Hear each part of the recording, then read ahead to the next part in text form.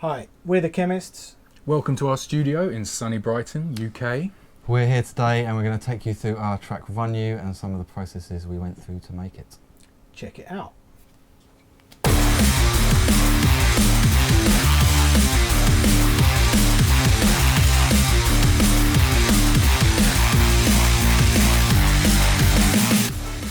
Right, so we've got a bunch of elements to go through for Run You.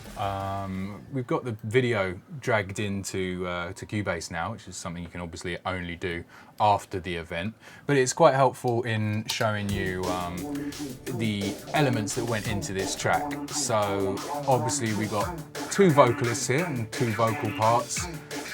There's live drums. There is the guitar mix, and then all the synths and subs and stuff which are coming off of this setup that you see on the video right now. So we're going to go through all that and go through the mix of how that goes together. So I guess a sensible place to start is with the drums.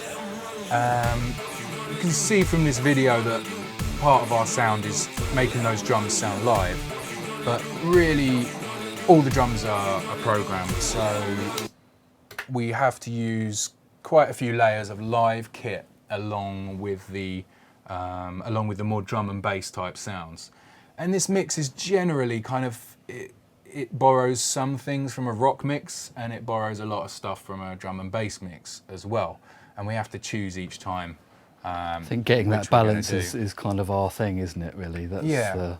Like the start of the track, we just used a load of audio here to make what sounds like a kit. But the main part of the drums are done in battery. And it's hard to show you how exactly this kick and snare came about. Suffice to say it's layers, carefully layered and then bounced. And over time, this just became our snare.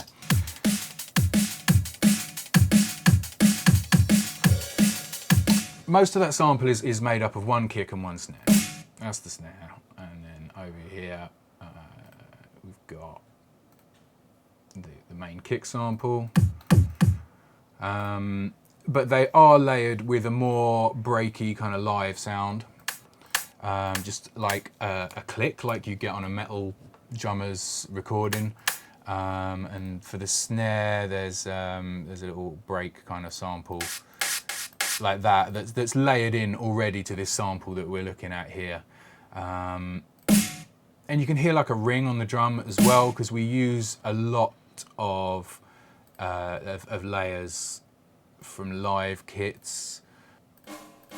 Right, so there's one of the ringy drums. You can hear it's actually had the attack taken off of it, so it doesn't interfere with the transient of the drum and bass sound. And the other one is a more kind of roomy, like rock sound. Those came out of Addictive Drums. Well, one of them's actually from an older sample library called Larry Sayer. And yeah, those are all layered into the snare drum, but mainly the bulk of it is a kind of attacky drum and bass sound with a main fundamental frequency of around 200, I think it is. And I think battery, obviously you can do everything in battery just in audio in your sequencer, but battery does make it very easy to layer samples quickly, to pick different samples, and like you say, to change the envelopes of them is just simple, and it's right there for every sound, isn't it? It's, you know, envelope, volume, a whole set of outputs.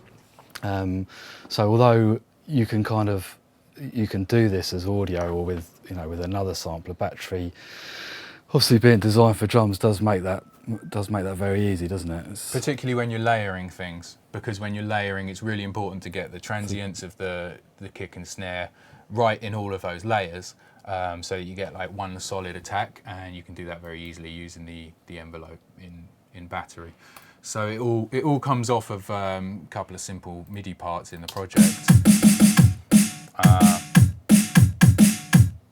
Program mainly like a sort of drum and bass hard step kind of beat, but there's some drum fills and things in there that would be more typical of a drummer.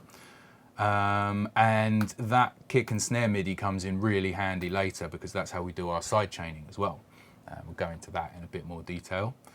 So a bunch of other layers that we've got in here. Most of the live sounding cymbals and drum kit parts are coming from Addictive Drums. Addictive Drums 2. This is actually an older project, so you'll see us using older versions of a lot of plugins that we may have updated, but we're running Addictive Drums 2 there. Just a simple kit. There's nothing particularly clever going on, except to say that the EQ has had a lot of low cut out of it, and then a lot of what might be quite harsh mids in this cymbal.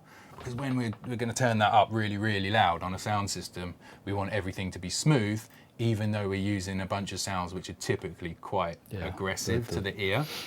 And we've got to make space for the guitars and the vocals as well. So we try and keep the drums relatively smooth for a rock sound. So using Addictive Drums, it's got the ability to humanize the sound and change the velocity. And play a different sample every time. Yeah, it plays a different sample on every beat, which is much more similar to a real snare drum, say.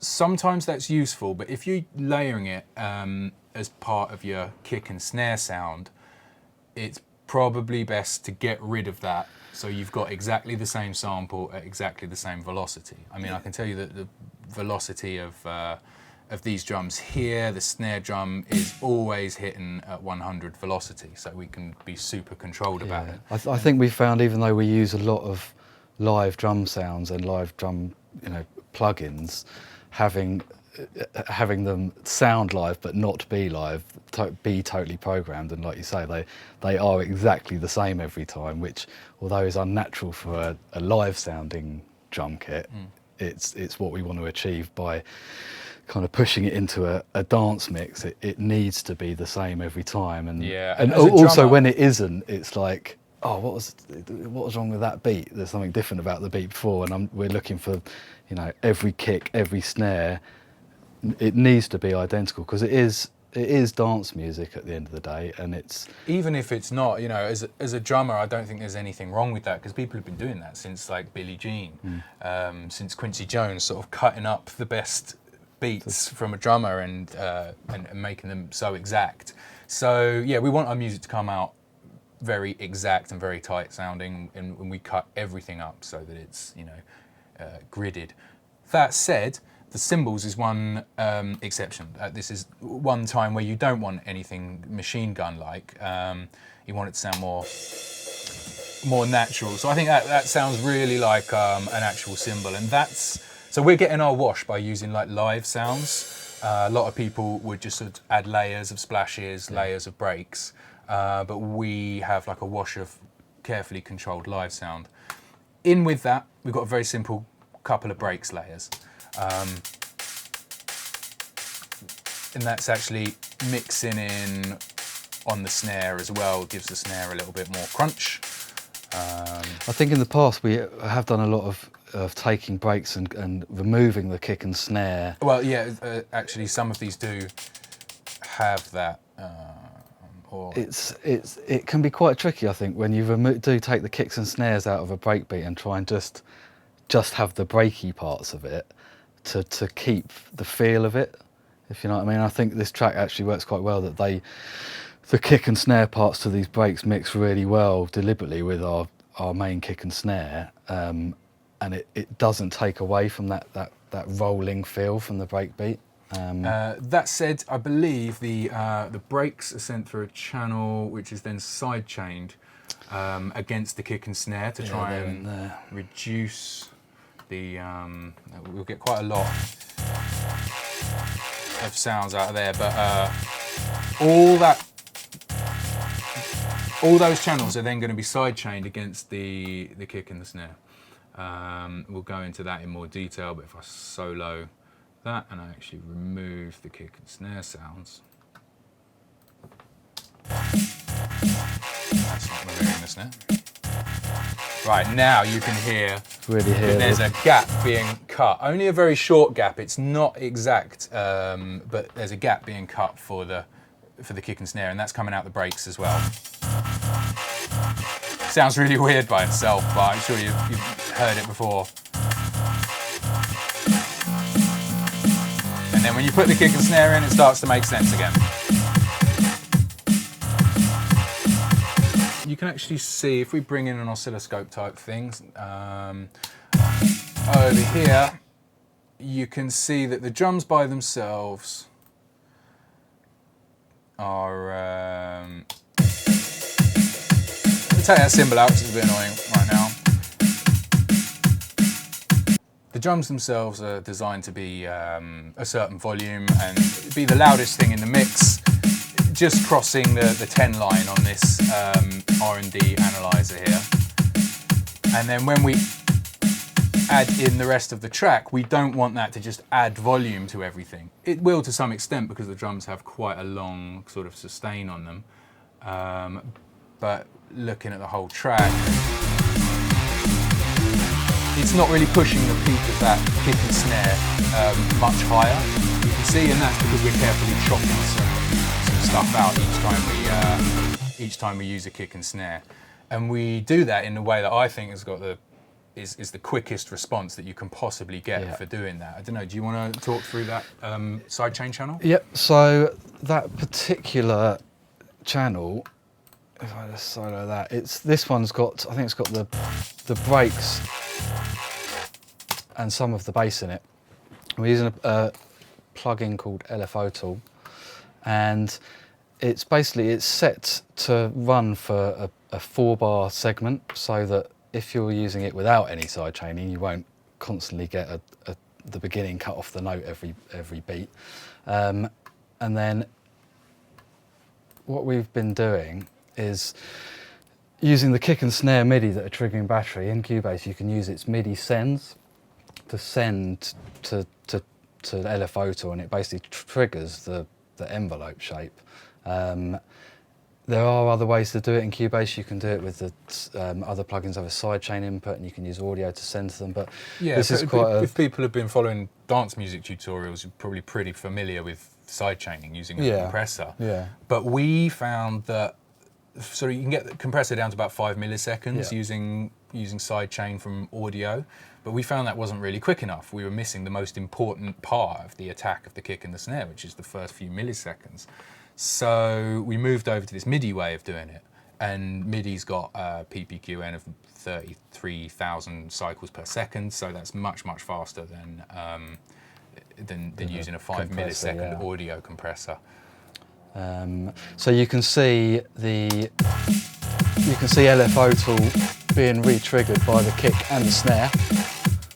Each time it just takes the beginning off those breaks and bass, and if I take the actual sounds out and we just hear the trigger, like you say, as we played a minute ago, you can hear that starting to sound quite cut up, but it just means that there's no volume happening in those parts at the same time as the attack of the kick or snare. We're sidechaining these instruments that you're listening to from the snare as well, of course, because they go right down to 200 hertz, which is where the snare wants to live. Yeah. The sub is not sidechained against the snare. That's got its own. Oh, this LFO Tool plugin, by the way, if you're not familiar with it, it's a really old plugin. This is quite an old project.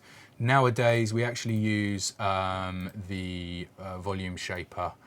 And use a shaper box. That's the older one, isn't it? Yeah, we've just got the new version 5 of these, and they're actually a lot better than that old tool that we were using. These things are brilliant. So these appear all over our projects. Yeah, nowadays we'll tend to use the volume shaper, which is it's exactly the same. It just creates a volume envelope that can be triggered whenever you want to. Say that down here you've got the Midi Trigger functionality. Got your shapes there, and I say a good trick that we found is setting this envelope to be a long length. So if you set it to 4 bars, it means if those sounds are playing, and then you make that very small. If the sounds are playing and there is nothing triggering the LFO or this envelope, it won't trigger every beat. It will play 4 bars. You've got 4 bars grace before it triggers. So that's, I think, quite a handy tip, and something we discovered, that if you have this set to 1 beat and you want the sub, for example, play for one beat or more than a bar without any kick and snare there, you'll hear this constant side chaining on it where it's not being triggered. But having it set to a long length, i.e. this 4 bars, you can have those sounds play for a long time. This envelope at the beginning is somewhere between a 16th note and an 8th note Yeah. normally. Depending on how much. So but you don't actually notice that effect in the mix. It's like a psychoacoustic thing. You Yeah. don't want anyone to actually hear that. It just creates the impression that the drums have headroom when in fact there's no headroom left in the mix to play. Yeah, I with mean, anyway. you hear it like really clearly without the drums, and as soon as you put them in, you're not You're now not aware that it's happening. you're not are you? aware of those few milliseconds that is happening at the same time as those drums that is missing from those parts. And it's I mean, I'm sure a lot of people watching this know this already, but it's a kind of classic dance music trick to get volume at all times without stuff going too loud, basically. Yeah, you either got to cut stuff out of the EQ spectrum or you got to cut stuff out of the dynamics. And this is a really quick, efficient way to do it dynamically. And Cubase's routing options allow you to do that all over the track if you want. You could put one of these on every track. So should we move on to the sub? Yeah, so the sub's got its own side chaining, right? Yeah. Yeah, the sub channel is Serum, I believe, right? Yeah, so the sub in this track, you might not be able to hear it, but hopefully you can. It's slightly different to other subs we've made in the past. I keep clicking that one. It is, well, using Serum, that is kind of, I suppose, a lot of people's go-to since now. It's got this great sub oscillator with a set of waves, and it's very simple. I mean, I think we always used to search for what's the magic sub and what synth's got the best sine wave, and how do people do their sub? And I think more and more we use quite a simple sound, and it's more about the rest of your mix. If you want your sub to sound good, it's more about the rest of the mix. As much about the rest of the mix as it is. Yeah, it's got to be loud. It's a sine wave. It has no distortion.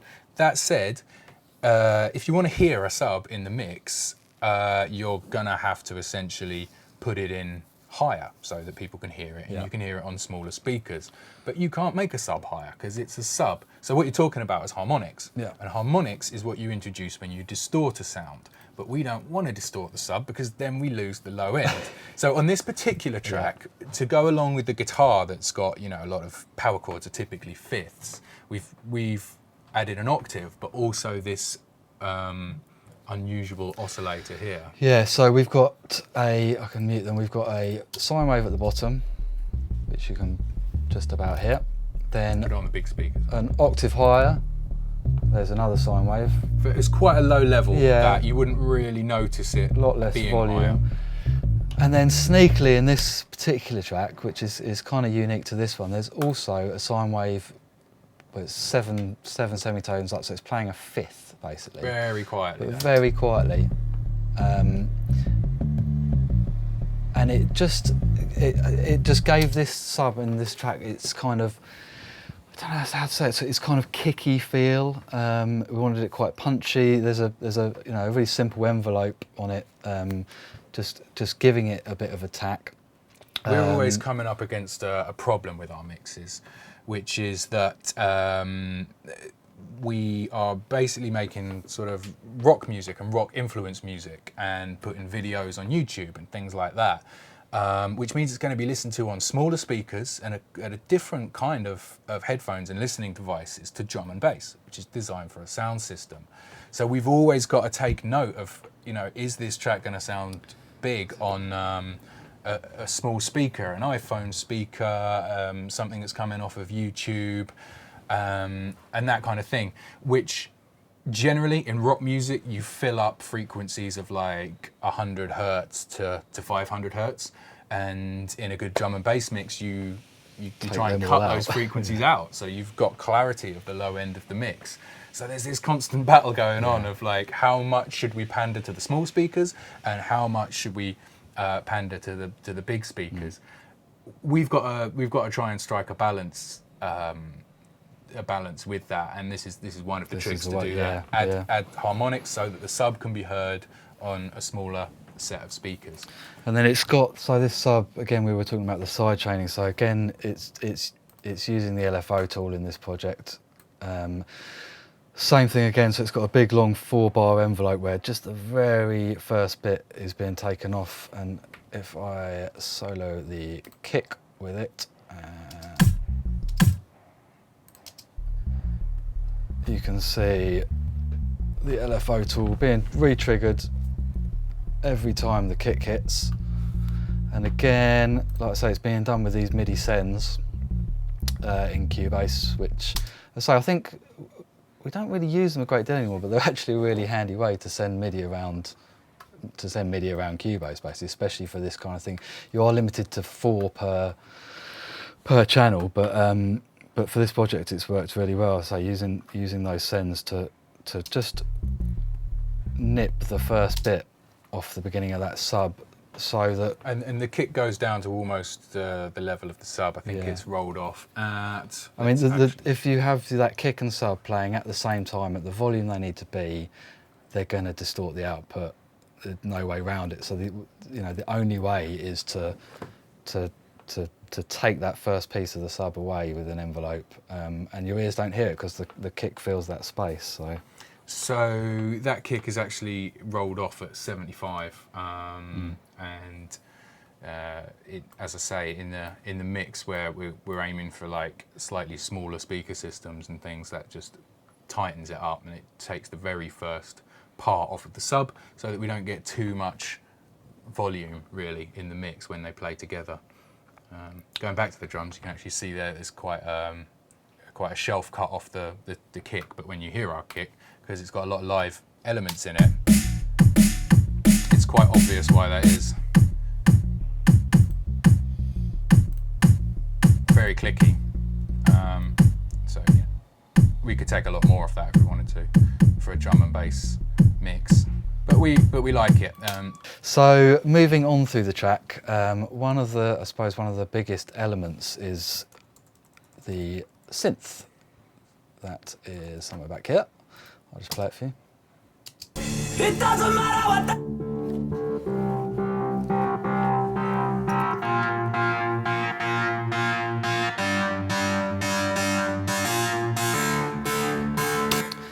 So it might be considered old school, but this track is a couple of years old, but it's made in Massive. I think from a songwriting point of view, the track is largely built around the movement that synth gives it, and the chords that it's got. Yeah. And I think we were quite keen to get some of the dancehall elements from our previous albums into this track, which is why that rhythm occurs. Yeah. And it just so happened that at the time, or shortly after that, that sound just became quite mainstream, didn't it? Yeah. You know, Ed Sheeran's Shape of You springs to mind, and everyone was using it. It's basically nicking this dancehall sound that we've used since the first album. So it was important to have like a strong hook playing that, and this synth stands alone in the mix, and the rhythm of this, actually, to get that dancehall, let me put it somewhere it's not filtered, to get that feel. I think when we started making it, you know, you can play it, but you don't, it's not a nice timbre, and what we've done is given it its rhythm via the filter. So one of these LFOs, this is giving the rhythm to the whole sound, basically. So it's set to 3/8 notes, so it gives you that feel, and as you play it, I'm dancing already.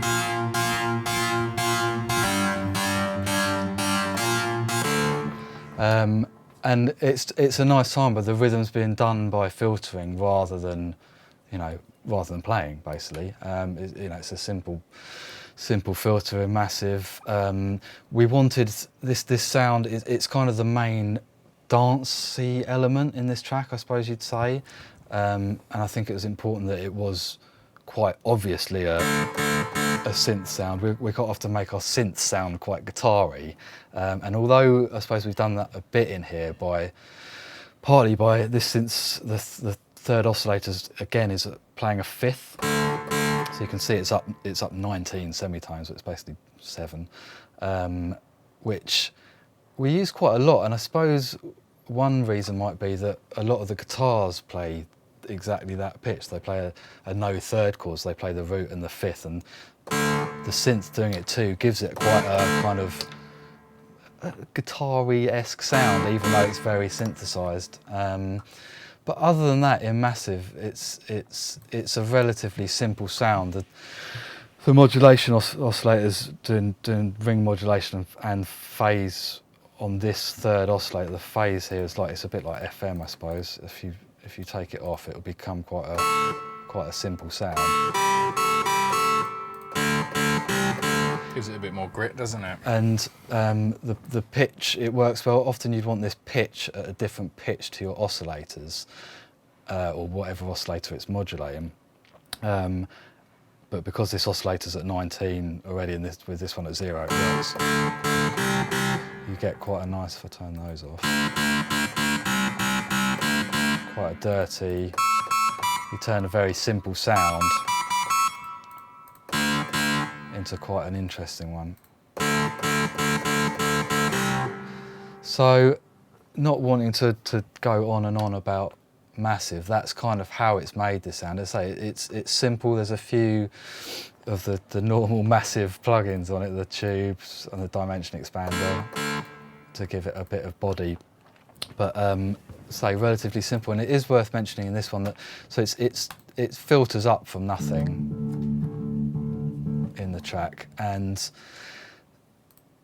tend to use, for just your bog standard kind of exact filtering, tend to use the FabFilter Simplon. It's not a fun plugin, but it does exactly what it says on the tin. If you want low pass and high pass, it's which is what FabFilter's great for, and it's why yeah, so many people use them across it's the very board. simple, and it's also worth noting on here that the filter in this case is before a lot of the other plugins. So even when the filter's down low, we've still got reverb. The reverb being after the filter, so the filtered sound is still got reverb, and the same with the clipping on it as well. And, yeah, another thing we got at the end here is a soft clipper. We use these all over the track. They're on the drums, they're on the snare, they're on the kick. We do everything in the box. We haven't got much outboard gear. We've got some for recording over here, but we do everything in Cubase, and the soft clipper is really useful plugin for what it does. I won't say it has an analog sound, but it basically recreates the effect that the analog gear has, in that it will even out the dynamics of a sound that you put through it. And generally that ends up adding a bit more harmonics, which adds a bit more mid and fattens up the sort of the mid sounds and the crunch sounds once you have quite a lot of them on. And we often layer them. We use Cubase's grouping to send a track to a group, which is then sent to another group, and sometimes an output group for those. Each one has a tiny bit of soft clipper on, and then what you end up with is a very even wave where you can really control the dynamics of each sound going through them. So you'll see those on a lot of channels as we go through the project. Just quickly going back to that filter, and I was talking about this one, using this one a lot. If you are after a filter that is a bit more, very simple, but a bit more fun, one I've been using a lot recently it's a free X for Records filter called the DJM filter, and it's modelled on the Pioneer DJ mixer basically. And it's just a very quick, simple way on one knob to have a high pass, low pass filter. And I found a few occasions where filters like the Simplon almost sounded a bit too precise and lacked life. And this one's got something about it that is a bit more fun sounding. It's very simple. It's got a frequency, a resonance, and a drive. But just worth mentioning that more and more I've been using this one because it's a little less precise, and it's got a bit more vibe. So yeah, it's free. So yeah, it's because if you want that's one clearly that's modelled on the DJM. want one that's a bit more, say, a bit more fun, and might inject a bit more fun into your track rather than a very specific kind of one like the Simplon. This one's kind of worth a look. So that's the synth. That's the synth.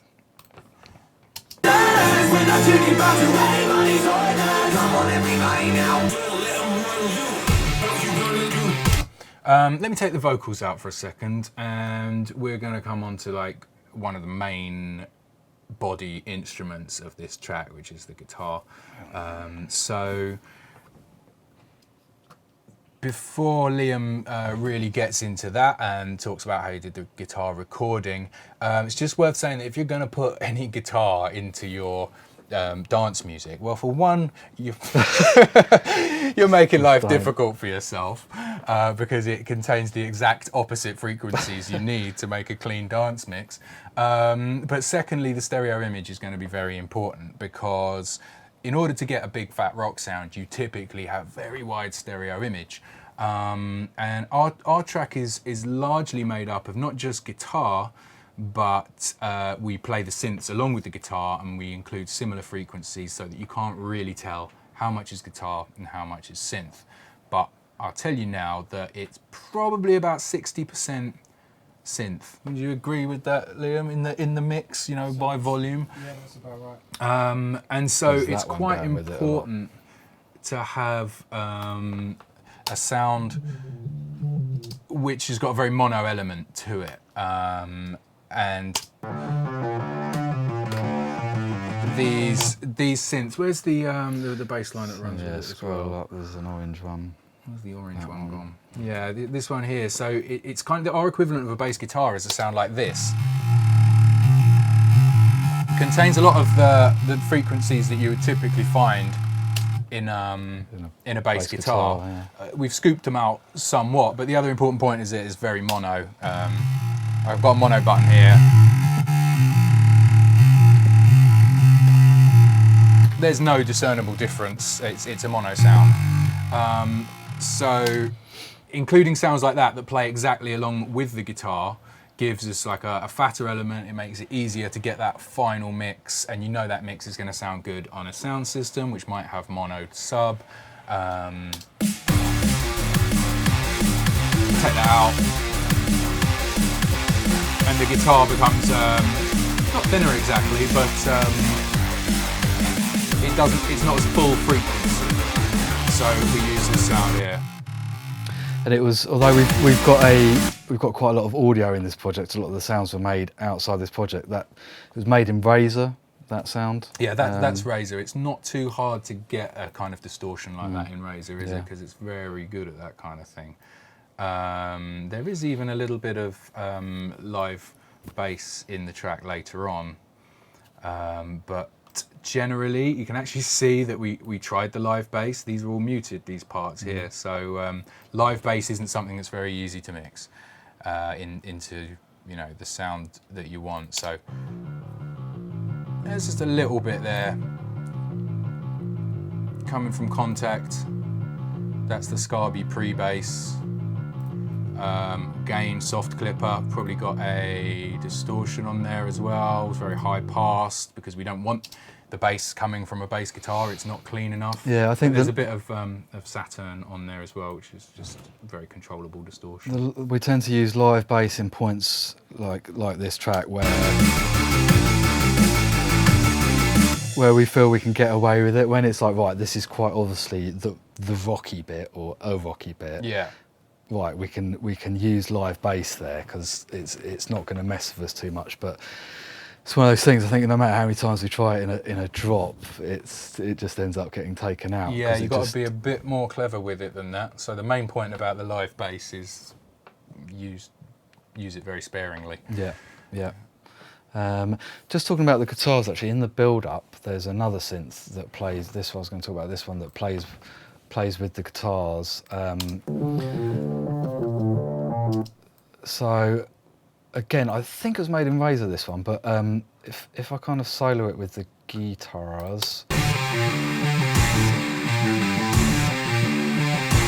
it sounds like a fat guitar sound, but if you take the synths out, it kind of demonstrates quite well how little guitar really there is. Very controlled sound, which when we come on to talk about how all the mix fits together, you'll see why that's Yeah, important. so although it doesn't stick out, the main part of the sound is this synthesized sound.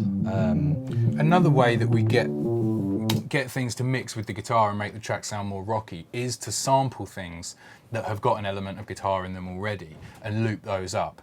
The hits are most notable there. And there's a relatively messy sound that we sample from a previous track of ours that's, you know, you can even hear it's got a bit of rhythm in it and stuff. There's actually quite a few parts in this track that, in fact, all the... This one here, yeah, that's another, just a little tiny chunk of the track. I guess it harks back to our days of like our first records where everything was audio and we were snipping things I think when we made this, we said we wanted to kind of try and achieve that sound more, which again we used to, when we started making records, we had a lot less computing power and a lot less synths, and you know there was no Massive then and there was no Serum, and we did used to synthesize sounds by sampling, and in fact all these orange ones, they're all crazy sounds on their own, like. So you can hear how that's been pitched down, or a lower chunk has been taken pitched from and it. reversed, and you'll find some that have got. There's one here that's got I think it's from a whole track.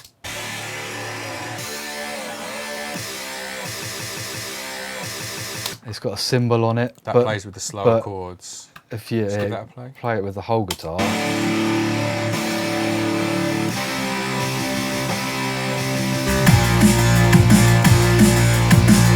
And I think we found for our kind of sound that really helps us. It gives it this kind of organic. It gives it an organicness to our programmed guitar. So it's messiness, really. It's like an organic sound, but then it is programmed. If you see what I mean, it's a piece of audio that is then chopped up a lot. So it gives you this kind of juxtaposition between programmed and played. We've mixed stuff a lot, and then realised that it's too clean the way we've mixed it by taking out all the messy sounds, and then it loses its feel somewhat, and people say, oh, it's not as raw as the last mix. So by having sounds like that, although I should say they're really quite low in the mix, it just adds a little bit of noise. Other people do it by sort of having analog noise in the background or vinyl crackle and things like that. This is our equivalent, I guess. But on top of that, we got some really clean guitars. It's actually going back to look at this project for today, it's made me want to do more of this, because I haven't done much recently, this kind of sampling of old tracks of ours where you find a cool hit and you go, we tend to focus on the technical stuff a lot, you know, what can I do with this new synth, how can I sound design better, but sometimes the old techniques are the sounds best. like this you can't design in the synth, like that's probably 20 channels of audio in a track. So there's a cymbal, there's a kick drum, there's probably a couple of guitars, but when you find one that you can get to work with your normal sounding sounds, they start giving it a real interesting texture. So that's the guitar, really, isn't it? Yeah, well, I want to talk about the guitar, but I actually have no idea how it's made at all, because the best way to make guitar is to get someone who knows what they're doing to record it. We'll get the guitar expert to show you that in a minute. So Liam's going to talk about that. Right, guys, that's the end of part 1, but come back in part 2 and check out the rest of what we're doing.